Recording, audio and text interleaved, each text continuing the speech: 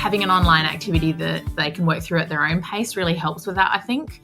So I think in general we've had most success with designing something online that is not real time, because I think it's really hard.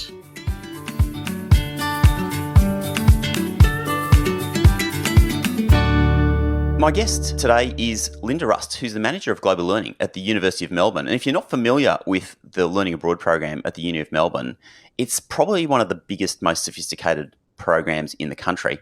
In this episode, we're talking about designing really great student experiences and student journeys.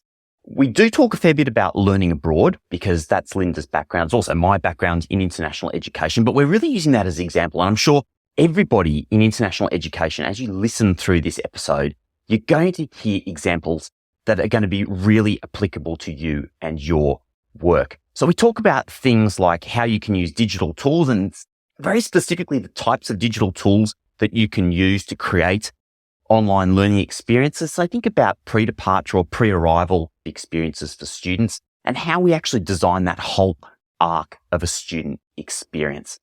I think you're going to find this fascinating. Linda has got a lot of experience in Australian learning abroad, a lot, and has seen like the whole range of learning abroad, from a regional institution at Charles Sturt Uni, James Cook up in the north of the country, and then more recently at RMIT University and now Uni of Melbourne. So literally one of Australia's leading learning abroad specialists. Linda, thanks for joining me.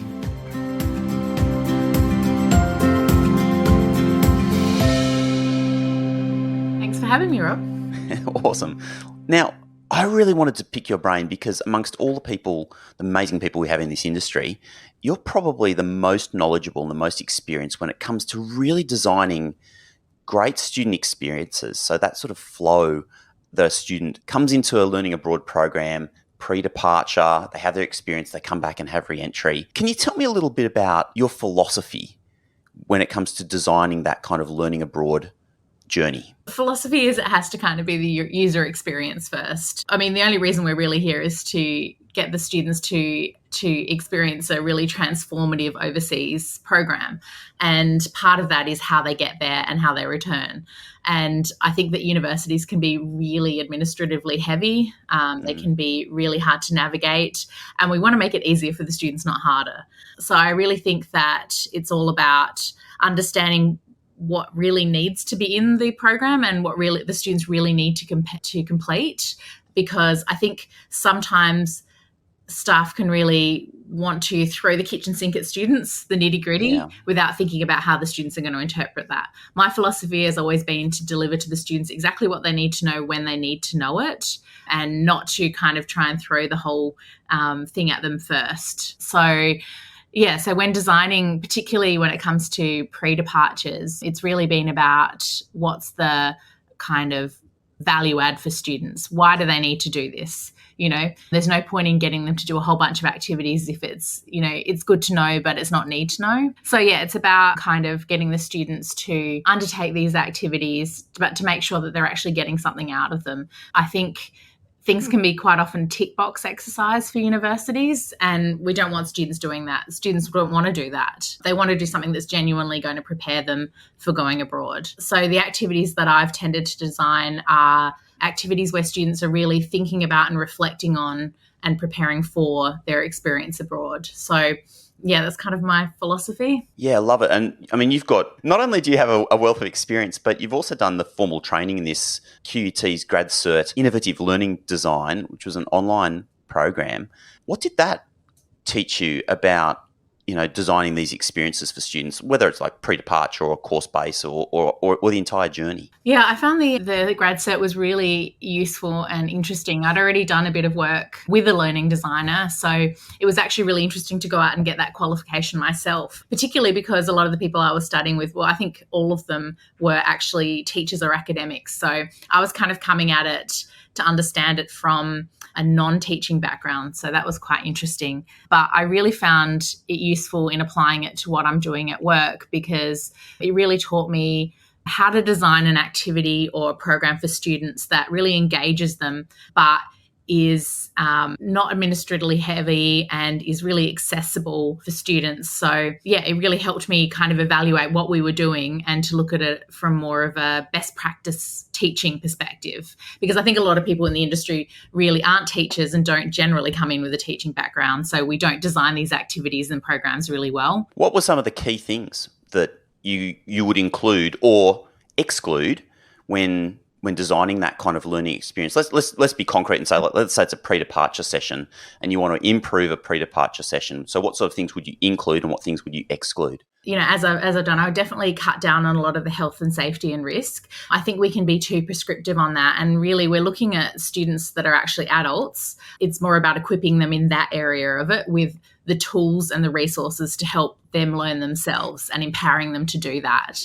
Because I think if you get too prescriptive, I feel like it's, you know, it feels a little bit like a school level activity. The adults. So health and safety and risk tends to be what universities focus on. So really what I learned from it was around how to engage the students in activities and scenario-based activities, particularly of preparing them for cultural difference and preparing them for goal setting in particular around what they're doing while they're abroad. So those are the two areas I think universities don't do very well. I think we do a surface level cultural activities around culture shock and things like that. I think we've been doing that for years, but like how to actually have conversations with students and how to get them to have conversations with each other around what they're going to encounter and how they can prepare for that is really what I took away from it. It's really challenging, isn't it? Trying to get people to interact with each other, whether it's in person or online. What are some of the techniques that you learnt that can make that easier for people? Yeah, so in terms of getting students to interact specifically online, it can be a bit uncomfortable, particularly when you might say have an online pre-departure that students go through in a rolling basis because they're not really interacting with each other in real time. So that can be quite difficult. So a lot of that, the best practice in that area is really how do you set up some kind of conversation space online that students can add to and have conversations with each other, but not in real time. And that can be quite hard. And a lot of it is about using new technology, not just using, say, for example, the discussion board in Canvas that everyone knows about, using things like Padlet and other tools, framing the questions that you start with the activity with in a way that's really engaging and that gives students a jumping off point to talk to each other, and also making sure that they have the ability to use different types of media to express themselves, because I think students all will come with a different approach to how they like to interact with each other. So, these heavily text-based forums are really not good for that kind of activity and not very accessible either. So, yeah, using that as another way. So that's kind of the online space. In person, I guess, with a pre-departure and getting students to really engage with each other, it's about particularly, I think, coming up with different scenarios that are relevant to students.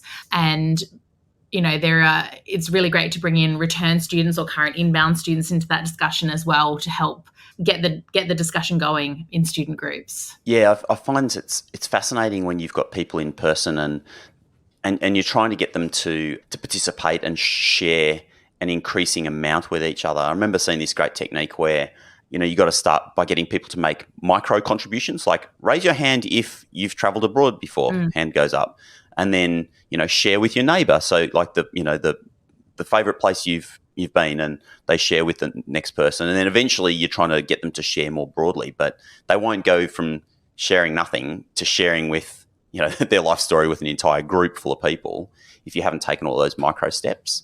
So doing that in person is already one thing, but doing that online is even harder. So you mentioned a piece of tech there, Padlet. Yes. And then you said like the way you ask questions, particularly online, to get people to sort of engage is really important.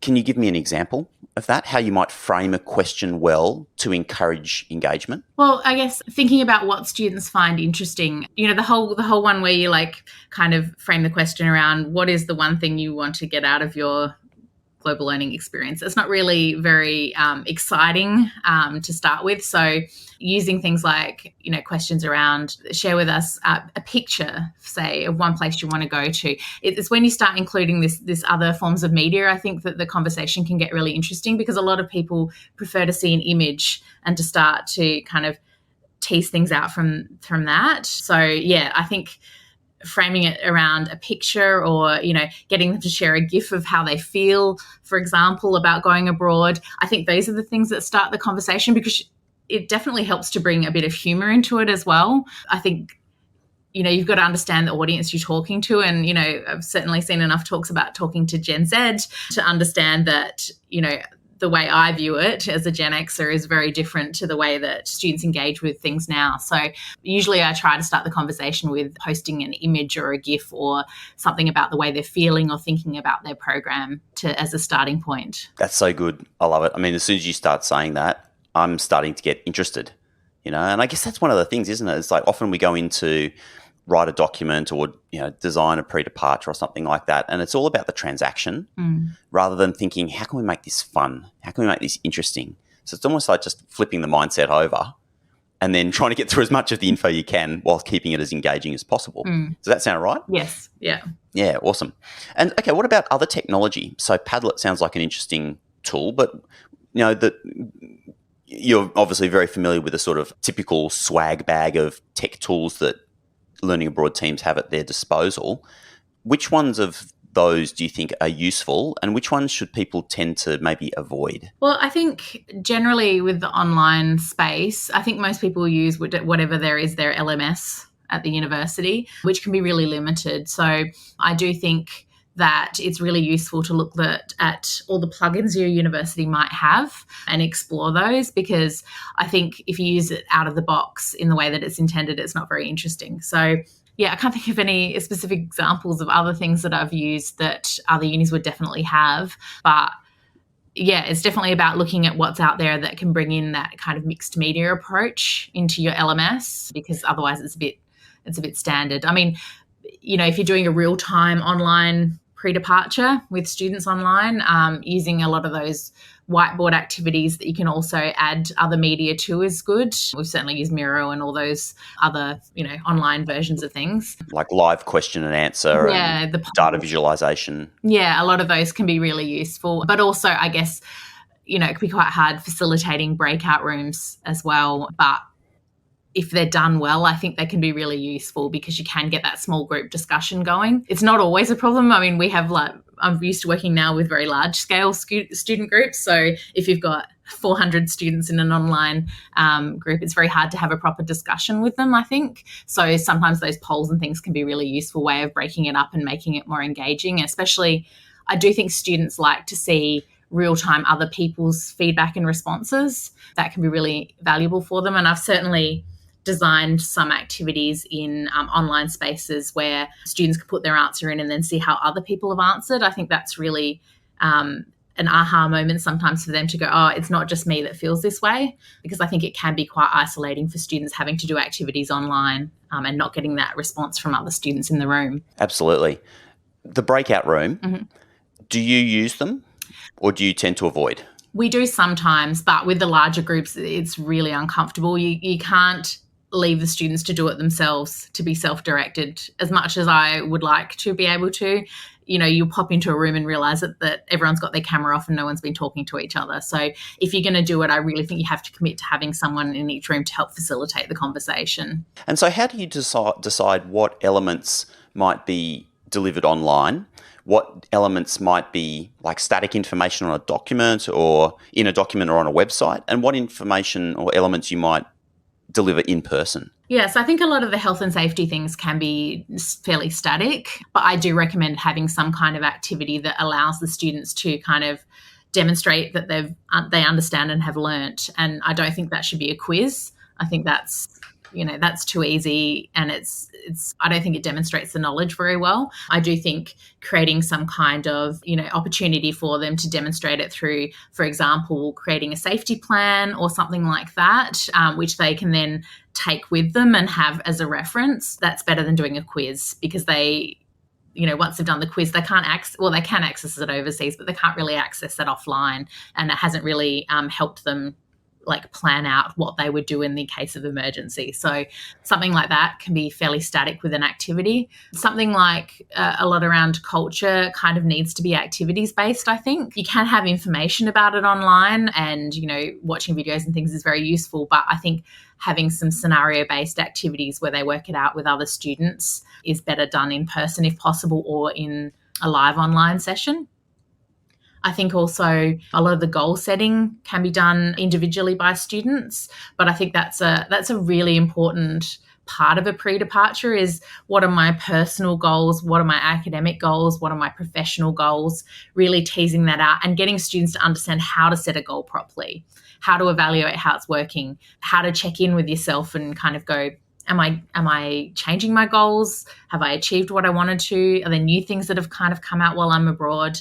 Those kind of things can be done on an individual basis, I think, as well, but kind of need some structure and activities to help the students understand it. Do you have a favourite activity for that, like journey letter, or some teaching on good goal setting techniques, and then working through that in a time limited fashion, so people are kind of having to reflect and move on? Yeah, I do think the kind of letter to the future self really works very well as that activity. And I think it's a really good idea to give students the flexibility to do that either as a written document, they can record themselves, speaking about it, or they could do a short video to their future self, giving students the option to kind of do it in whatever way their brain works best. But I think that's a really good activity because, if they've got that to reflect on, that can be so useful for the reflection piece when they return as well. But it's definitely something they can also look at while they're abroad. So we've talked a fair bit about pre-departure. I mean, we've been using more pre-departure based examples, but one of the big gaps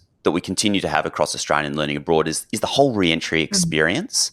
But you've obviously designed some excellent programs throughout your time at various institutions. Tell me what you feel works well in terms of re-entry for students returning from learning abroad. I think re-entry is a really tricky space, and I think universities in general don't do it very well. I think because the uptake by students I've found across all institutions is very low for in-person sessions. As much as we really want the students to be there, and quite often they're quite excited to do it, but life kind of gets in the way a lot of the time with re-entry. So I've had some large-scale disappointments with trying to hold in-person events, which felt quite devastating at the time, when you get a really high number of students saying, yeah, sure, I'll attend, and then on the day you get 3. You may have a great session with that 3, but it can be really disappointing. So I think designing an online activity for students to do, because I think when students get back, you've got to catch them in the right moment to think about it. And when they get back, quite often they're so busy when they get thrown back into university life on their return. And having an online activity that they can work through at their own pace really helps with that, I think. So I think in general we've had most success with designing something online that is not real time, because I think it's really hard. Where should people start? Is there a good resource, like there might be a TED Talk, a book, a course? Where should people start if they want to get better at designing these elements of the student journey? I think in general, I've relied a lot on resources at the institution, and I think sometimes people don't know to reach out to learning designers at the university. They're often thought of as only an academic resource. So I definitely think that we've always leaned heavily on that in the programs that I've looked at. And also careers and employability. If you have a careers and employability unit at the university, they're actually generally quite good in that space as well. So they're kind of the resources that I've relied on quite heavily to help design these things. Linda, thanks so much for joining me, and really grateful to your, generous sharing of your expertise in this little session. Thank you. Thanks, Rob. The Global Horizons podcast is brought to you by the Global Society, Australia's learning abroad support company. For about 10 years, the Global Society has been supporting Australian learning abroad teams with technology, training, consulting, strategy, marketing, you name it. We all know that learning abroad is time-consuming and complex, so if your team could use a little bit of extra support, reach out to the Global Society, globalsociety.com.au. Today's episode was recorded on Garigal land in Sydney, and we pay our respects to elders past, present and emerging. Thank you. See you next time.